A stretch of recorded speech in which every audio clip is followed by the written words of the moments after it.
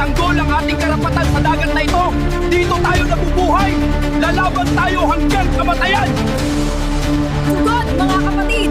Ipagtanggol ang ating tahanan! Mabuhay ang Pilipinas!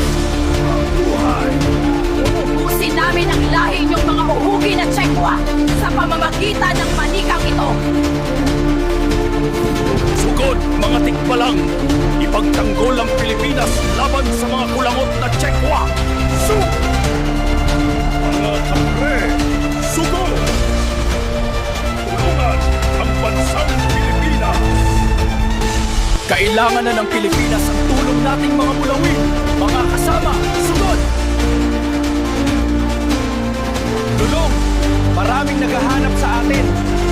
Kailangan na nating tumulong upang ipagtanggol ang Pilipinas!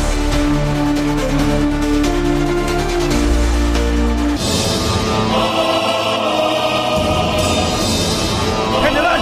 Dami na tayo kalaban, hindi mga sundalo, mga higante, at mga taong ibon, at mga kalabaw na may sibat. Talagang sinusubukan nila tayo.